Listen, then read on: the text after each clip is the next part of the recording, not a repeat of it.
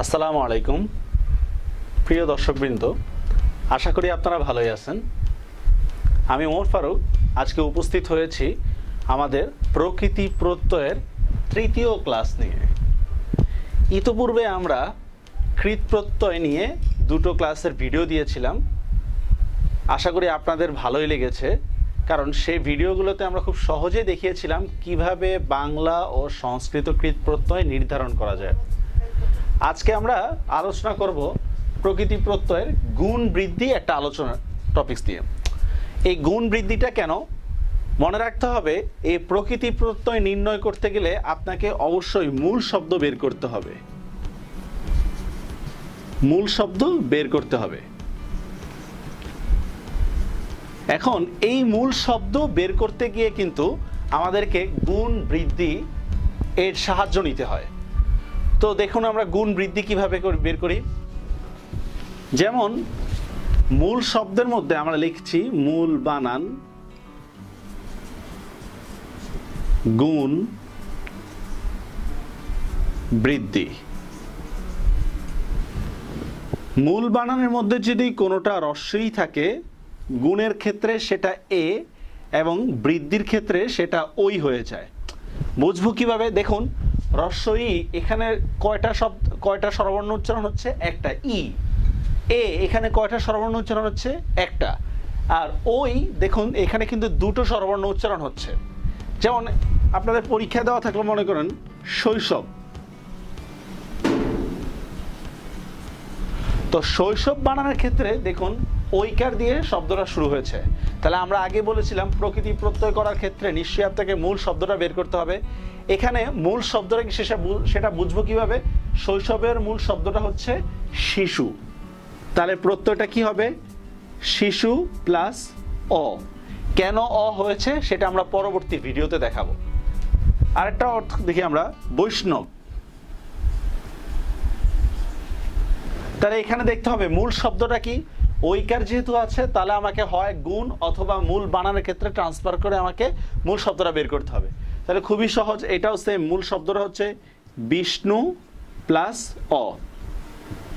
খুব ভালো করে মনে রাখতে হবে যে আমাদের প্রত্যয়ের নিজস্ব কোনো অর্থ না থাকলেও প্রকৃতির ক্ষেত্রে কিন্তু আমাকে মূল শব্দ অর্থাৎ অর্থবোধক শব্দটাই কিন্তু বের করতে হবে। তাহলে এইটা হচ্ছে আমাদের প্রথম গুণের নিয়ম। মূল শব্দের মধ্যে যদি রস্বই থাকে সেটা গুণের ক্ষেত্রে এ এবং বৃদ্ধির ক্ষেত্রে ওই হবে।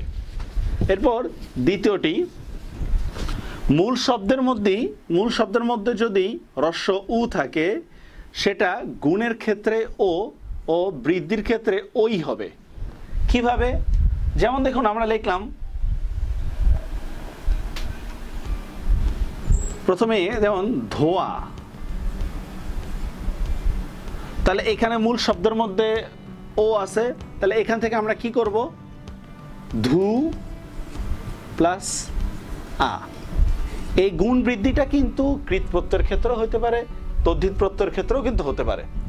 আরেকটা অক্ষর দেখি আমরা, যেমন লিখলাম ভৌতিক। তাহলে ভৌতিক কাণ্ড এই শব্দটা কোত্থেকে আসছে? নিশ্চয়ই ভূত থেকে। তাহলে দেখুন ও আছে, মূল শব্দটা আমাকে বের করতে হবে কিভাবে? ভূত প্লাস ইক, এটাই হচ্ছে কিন্তু ভৌতিক।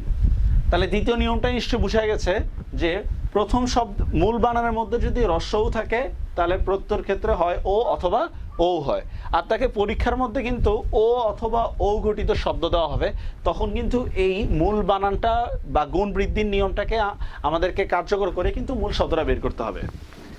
এরপর দেখুন তৃতীয়, র যদি হয় সেটা গুণের ক্ষেত্রে হয় অর আর বৃদ্ধির ক্ষেত্রে হয় আর। যেমন আমি একটা শব্দ লিখলাম কর্তব্য, তো দেখুন এখানে অর উচ্চারণ রয়েছে কিন্তু কর্তব্য, ক অ র, কর্তব্য। তাহলে আমাকে কি করতে হবে? মূল শব্দের মধ্যে র বা রর জায়গায় আমি এভাবে লিখতে পারি রিকার। তাহলে কি হবে? ক্রি প্লাস তব্য। আবার দেখুন আমি লিখলাম কারক, যেমন তাহলে মূল শব্দের মধ্যে কি আর আছে? কার, মানে প্রত্যয় ঘটিত শব্দের মধ্যে আর আছে। তাহলে আমাকে কি আনতে হবে, রি আনতে হবে। তাহলে কি হবে এটা, ক্রি যোগ অক, কারক। নিশ্চয়ই খুব সহজে বোঝা গিয়েছে। এরপর দেখি আমরা 4 নম্বর, স্বরে অ। স্বরে অ ঘটিত যে শব্দটা থাকবে সেটা সবসময় স্বরে আ হবে। এখানে কোনো গুণ বৃদ্ধি হবে না, মানে গুণ হবে না, বৃদ্ধি হবে। যেমন আমরা উদাহরণ লিখলাম পার্বত্য। তো পার্বত্যর মধ্যে দেখুন এখানে মূল শব্দটা বের করার জন্য যেহেতু এখন স্বরে আ আছে প্রত্যয় ঘটিত শব্দে, আমাকে এই স্বরে আটা কেটে ফেলি। তো স্বরে আটা বাদ দিয়ে দিলে কি হচ্ছে, পর্বত, আর শেষে জ ফলা থাকার কারণে জ, এটাই হচ্ছে পার্বত্য। আরেকটা উদাহরণ, সাহিত্য। তাহলে কি হবে, এখানে স আকার আছে, আকারটা আমরা বাদ দিয়ে দিব, শহীদ প্লাস জ, সাহিত্য। ঠিক এইভাবে যদি আপনাকে কোশ্চেন দেওয়া হয় যে দৈনিক, এটি গুণের উদাহরণ না বৃদ্ধির উদাহরণ, খুব সহজ। কিন্তু দৈনিকের মূল শব্দটা দিন প্লাস ইক। প্রত্যয় নিয়ে আমাদের টেনশন করার কিছু নেই, কারণ প্রত্যয় আমি যা লেখা আছে তা বসিয়ে দিলে কিন্তু হবে। তাহলে দেখুন দৈনিক, দিন প্লাস ইক, সৈনিক, তাহলে কি ঐকার বৃদ্ধি দেওয়া আছে, তাহলে সেখানে আমাকে সেনা যোগ ইক। এভাবেই কিন্তু আপনি গুণ ও বৃদ্ধির নিয়ম খাটিয়ে প্রত্যয় ঘটিত শব্দগুলোকে খুব সহজেই কিন্তু বিচ্ছেদ করতে পারবেন। তাহলে আশা করি আপনাদের এই গুণ বৃদ্ধি সম্পর্কিত সব ধরনের সমস্যায় পূরণ হয়েছে, সমাধান হয়েছে। তো আমাদের ভিডিওটি ভালো লেগে থাকলে অবশ্যই লাইক, কমেন্ট, শেয়ার করবেন এবং সাবস্ক্রাইব করতে ভুলবেন না।